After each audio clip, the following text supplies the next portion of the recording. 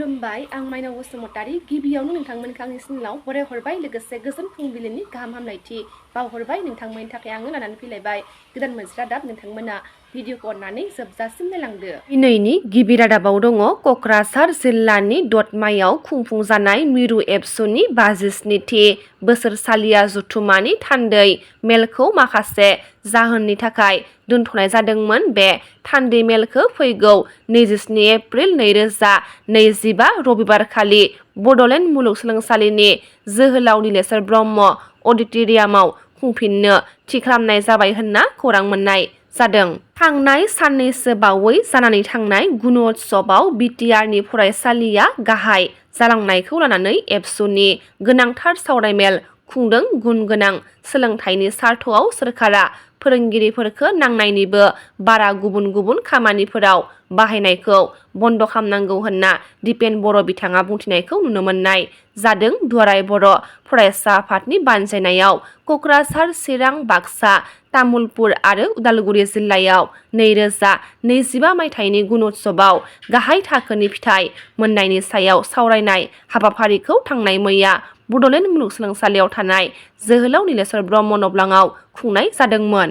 हाबाफारिनि गुबै थांखिखौ गोथौ आरो मेहेरगोनां बिबुंथिनि गेजेरजों गुवारै बेखेवनानै होदोंमोन। दुलाराय बर' फरायसा आफादनि आफादगिरि मुस्रि दिपेन बर' बिथाङा हाबाफारियावनो बुंथिगिरि महरै बाहागो लादोंमोन। फारियै बड'लेण्ड मुलुगसोलोंसालिनि रेजिस्ट्रार डक्टर सुबुं बसुमतारी आरो बर' गुदि फोरोंगिरि गौथुम आसामनि गाहाय नेहाथारि थानेश्वर ब्रह्म दैमारिया सावरायनायाव बिटिआर ओनसोलनि गं5 जिल्लानि गं6 इडुकेसन ब्लकनि सा 320निबो बांसिन फोरोंगिरिफोरा मैखोमै बाहागो लादोंमोन आरो बाहागो लानानै फरायसालिनि जेंनाफोरनि सायाव गुवारै फोरमायथिनायखौ नुनो मोननाय जादों। बिटिआर सोरखारनिफ्राय बड'लेण्ड महरगिरि बान्था मोननो हानाय गागि महरगिरिफोरनो फोरमान बिलाइ गथायनायजों लोगोसे मान बावनाय हाबाफारि खुंफुंदों। थांनाय मैया क'क्राझाराव थानाय बड'लेण्ड गेस्ट हाउसआव बे हाबाफारिखौ खुंफुंबाय। बे फोरमान बिलाइ गथायनाय आरो मान बावनाय हाबाफारियाव एमएलए लरेन्स इस्लारि आरो दुलाराय बर' हारिमु आफादनि गाहाय नेहाथारि बिजितगिरि बसुमतारी बिथांमोनजों लोगोसे बर'नि हारिमु सिबियारि दैदेनगिरिफोराबो बाहागो लादोंमोन। मख'नो गोनांदि बिटिआर सोरखारनिफ्राय बेबायदि बान्था मोनगोन आरो मान होजागोन होनना आं बेखौ माब्लाबाबो सानफेराखैमोन होनना नयस्रि बाला ब्रह्म बिथाङा बुंथिनायखौ नुनो मोननाय जादों। गोबां खस्थ'नि गेजेरजों जों मोसाबोदोंमोन मानोना गोदोनि समाव मोसाग्राफोरखौ मुगैयोमोन। बेनि गेजेरावनो दिल्लीयाव मोसाहैनानै जों मोजां मुं खालामनो हादों। बेनि थाखाय जोबोद गोजोननाय मोनदों। थांनाय मैया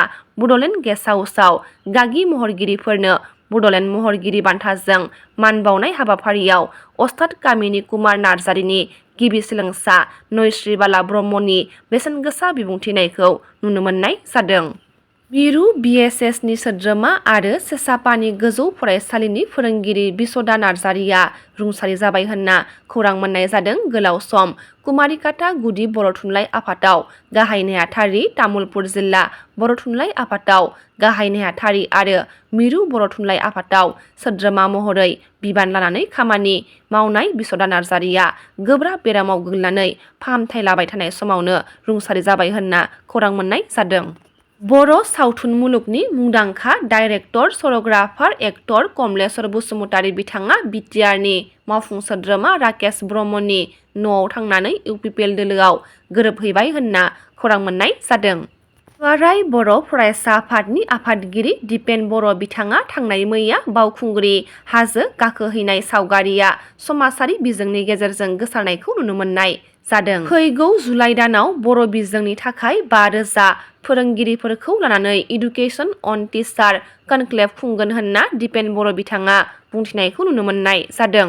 चिरां जिल्लायाव सेथि बिटिआर जिल्ला जथुम्मा खुंनायाव सिएम प्रमद बर' बिथाङा बाहागो लादों। बे जथुम्मायाव बाहागो लानानै सिएम प्रमद बर' बिथाङा बुंथिदों दि जोंनि भाइब्रेन्ट बिटिआर मिशनजों लोब्बा लाखिनानै बे हाबाफारिया गासैबो बिफानफोरनि नाजानायफोरखौ गोरोबहोनाय, गनायथाव गेजेर बिफानारि सोमोन्दो सोरजिनाय, हानजायारि खामानिखौ बांहोनाय आरो फिथाइ गोनां सिबिथाय होनायनि थाखाय खुंथायनि गासैबो थाखोआव खामानिफोरखौ मोजाङै खालामनो हागोन होनना फोरमायथिनायखौ नुनो मोननाय जादों।